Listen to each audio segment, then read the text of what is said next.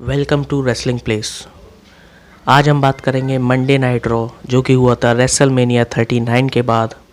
अब नया season start हो चुका है WWE का जो कि चलेगा रेसलमेनिया 40 तक। क्या क्या नई स्टोरीज़ बनेंगी इसके बारे में हम आगे बात करेंगे। और जो अब WWE सोल्ड हो चुकी है एंडेवर को भी, तो अब इसके बाद WWE पर क्या फ़र्क पड़ेगा इसके बारे में ये भी हम आज के स्टोरीज़ में बात करेंगे। तो सबसे पहले आते हैं ट्रिपल एच जो कि रॉ को किक ऑफ करते हैं और आते हैं और थैंक यू करते हैं सभी लोगों का जिन्होंने रेसलमेनिया 39 को सक्सेसफुल बनाया। तारीफ़ करते हैं वो WWE की, WWE के स्टाफ की, सुपरस्टार्स की, जिन्होंने भी सब ने मिलकर WWE को इतने बड़े मुकाम पर पहुंचाया रेसलमेनिया 39 को, जो कि रेसलमेनिया 39 है। ये अब तक का सबसे हिट रेसलमेनिया रहा है। अटेंडेंस के मामले में भी, क्राउड के मामले में, पॉपुलैरिटी, एवरीथिंग अभी तक का सबसे बड़ा रेसलमेनिया था ये बताते हैं हमको ट्रिपल एच। और एंडिंग करते हैं ट्रिपल एच इस बात से, जो कंपनी बिक चुकी है तो इसके बारे में वो बताते हैं कि अब कब WWE 40 सालों से चल रही है और ये इतनी बड़ी कंपनी है कि कोई भी अब इसके बारे में बात करता है, कुछ भी बात करता है तो उनको करने दो। और वो कहते हैं कि जो कुछ भी हो जाए हम लोग कहीं नहीं जा रहे, यानी कि WWE कहीं नहीं जाएगी। WWE जैसी है वैसी ही चलती रहेगी आगे भी। यानी इसका मतलब ये है WWE के बिकने के बाद भी कोई भी चेंजेस हमको देखने को नहीं मिलेंगे, ऐसा ट्रिपल एच का कहना है। इसी बात को एंड करके ट्रिपल एच जाते हैं और सभी को, पूरे क्राउड को जो अरीना में प्रेजेंट होते हैं उन सबको कहते हैं कि एक्नॉलेज करो एक और आदमी को जो कि होते हैं हमारे undisputed WWE champion Roman rings. और पूरा क्राउड उनको बू करता है रोमन रिंग्स को। तभी रोमन रिंग्स का म्यूज़िक हिट होता है और रोमन रिंग्स आते हैं।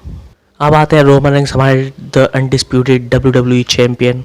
उनके साथ आते हैं पॉल हेमन और सोलो सिकोआ। रिंग में आते हैं, सभी उनको सक चैंट्स के नारे बोलते हैं, सक यू बोलते हैं और बहुत कुछ बोलते हैं, लेकिन रोमन रिंग्स हंसते रहते हैं, मुस्कुराते हैं। जैसे वो बोलते हैं एक्नॉलेज हॉलीवुड, तभी उसके बाद म्यूज़िक हिट होता है कोडी रोड्स का और पूरा क्राउड कोडी रोड्स को एक बहुत ही अच्छा वाला पॉप देता है। फिर कोडी रोड्स आते हैं, रिंग में एंटर करते हैं और बातें करते हैं। आगे जाके फिर बोलते कि मुझे तुमसे एक शब्द कहना है और पूरा क्राउड उनके मुताबिक बोलता है रीमैच। पूरे क्राउड में बोलते हैं रीमैच रीमैच। तब बोलता है कोडी रोड्स रीमैच, लेकिन पॉल हेमन रोमन रिंग्स के बिहाफ पे मना कर देते हैं रोमन रिंग्स से बात करके कि तुम्हारे साथ रीमैच अब नहीं होने वाला है, ना ही समर स्लैम, ना ही आने वाले दिनों में, ना ही आने वाले इवेंट्स में कोई भी रीमैच नहीं होगा कोडी रोड्स के साथ। आगे कोडी रोड्स कहते हैं कि चलो ठीक है, तुम्हें कोई रीमैच नहीं देना है मत दो, लेकिन टैग टीम मैच में लड़ूंगा क्योंकि तुम दोनों ने मेरे को मारा था और ये मेरे को पता है। तो जैसी वो पॉल हेमन कहते हैं ठीक है तुम टैग टीम मैच लड़ोगे, लेकिन उसके लिए 2 कंडीशंस होंगी कि जो तुम्हारा पार्टनर होगा वो रेसलमेनिया में जो लड़के आए उनमें से कोई एक होगा, और दूसरा अगर हारते हो तो तुम्हें चैम्पियनशिप मौका नहीं मिलेगा रोमन रिंग्स के अगेंस्ट कभी भी, जब तक रोमन रिंग्स चैम्पियन रहेंगे। तभी म्यूज़िक बजता है हमारे the beast incarnate Brock Lesnar का। वो आते हैं रिंग में, रोमन रिंग्स और पॉल हेमन दोनों ही शॉक हो जाते हैं। जैसे ही ब्रॉक लेसनर आते हैं वहाँ से क्लियर हो जाता है कि जो पार्टनर हैं कोडी रोड्स के वो होने वाले हैं ब्रॉक लेसनर। मतलब अच्छा तो लग रहा था, लेकिन अंदर ही अंदर पता था कि कुछ ना कुछ बुरा होने वाला है, लेकिन तब तो कुछ नहीं होता है और फिर वहाँ से दोनों ही चले जाते हैं।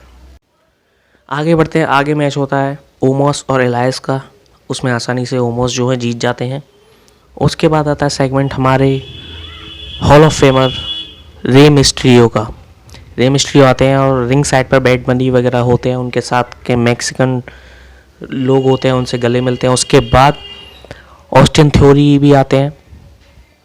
ऑस्टिन थ्योरी जो बात करते हैं कि उन्होंने कैसे जॉन सीना को हराया, कैसे उनको अप्रिशिएशन मिलना चाहिए। फिर उसके बाद उनके दोनों के बीच में, यानी रे मिस्ट्रियो और ऑस्टिन थ्योरी के बीच में एक मैच सेटअप हो जाता है, जिसमें कि इंटरफेयर करते हैं डोमिनिक मिस्ट्रियो और डेमियन प्रीस्ट, जो कि आते हैं और रे मिस्ट्रियो को इंटरफेयर करते हैं, जिसकी वजह से ऑस्टिन थ्योरी रे मिस्टीरियो को हरा देते हैं। डोमिनिक मिस्टीरियो फिर बैड बनी से पंगा लेते हैं। बैड बनी जो है उनको एक पंच मार देते हैं और डेमियन प्रीस्ट उनको ही मारने लगते हैं। यानी डेमियन प्रीस्ट जो है बैड मनी को मारते हैं और फिर जाके अनाउंसर्स टेबल्स पे भी उन बैड मनी को पटक देते हैं। अगला सेगमेंट आता है हमारे new tag team champions Sami Zayn and Kevin Owens का। क्राउड उनको भी पॉप करता है। जैसे वो रिंग में आते हैं पूरा क्राउड चैंट्स लगाता है यू डिजर्व इट्स के।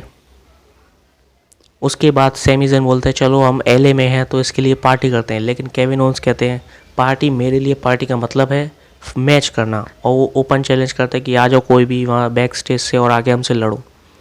स्ट्रीट प्रॉफिट्स रेसलमेनिया 39 में जीत चुके थे मैच टैग टीम फाइटल 4 वे का, तो वो आते हैं, लेकिन ये एक नॉन टाइटल मैच होता है और जिसमें कि एंड में के सैमी ज़ेन और केविन ओवंस दोनों जीत जाते हैं अपने अपने फिनिशर्स लगा के मोंटेस फोर्ड पर।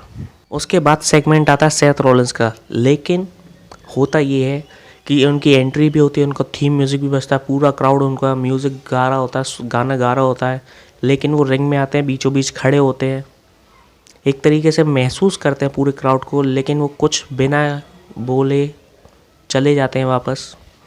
उसके बाद बैक स्टेज पर ही जो है बॉबी लैशली का सेगमेंट होता है मुस्तफ़ा अली के साथ।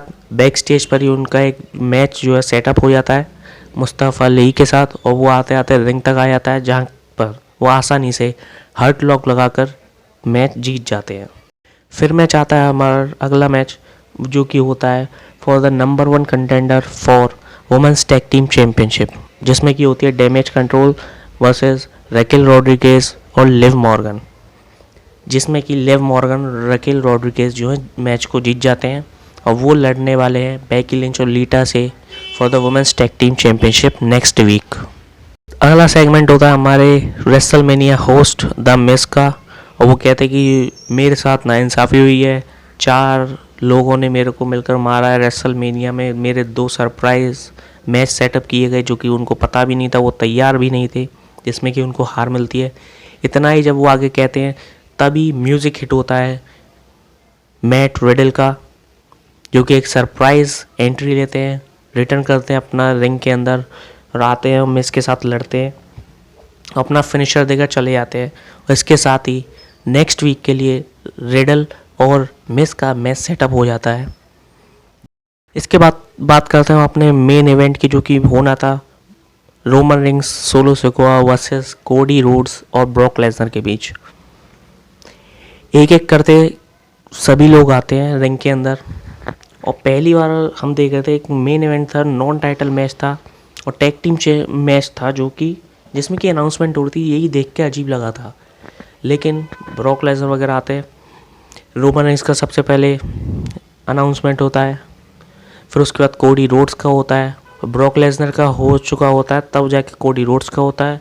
जैसे ही कोडी रोड्स का अनाउंसमेंट ख़त्म होता है तभी अचानक से ब्रॉक लेसनर को पता नहीं क्या हो जाता है, वो कोडी रोड्स पे ही पलटवार कर देते हैं, F5 लगा देते हैं। ये देख के रोमन रिंग्स सोलो सिकोआ को बाहर ले जाते हैं रिंग के और चले जाते हैं वो बैक स्टेज, लेकिन ब्रॉक लेसनर कोडी रोड्स को पीटते हैं बुरी तरीके से, F5 लगाते हैं, जर्मन सुप्लेक्स लगाते हैं, टाइम कॉर्नर में ले जाते हैं, अनाउंसर्स टेबल्स के ऊपर भी F5 लगाते हैं, फिर उसके बाद स्टील चेयर से मारते हैं उनको, स्टील स्टेप्स ले जाते हैं रिंग के अंदर, उसके ऊपर एक F5 लगाते हैं। इतना करने के बाद जब जा रहे होते हैं वो दोबारा वापस आके स्टील चेयर के साथ मारते हैं और फिर वो बैक स्टेज चले जाते हैं। और एंडिंग कुछ इस तरीके से होती है, जब कोडी रोड्स पिट गए होते हैं ब्रॉक लेसनर से, ऑफिशियल्स उनको देख रहे होते हैं, ब्रॉक लेसनर वापस आते हैं लेकिन वो रिंग में नहीं आते हैं, वहीं स्टेज पर से अपने मिडिल फिंगर्स दिखाते हैं और यहीं हमारा रॉक ख़त्म हो जाता है। कोडी रोड्स के साथ जो अब स्टोरी लाइन चल रही है आगे जो बढ़ने वाली है, वो कुछ ऐसा लग रहा है कि जो 2012 में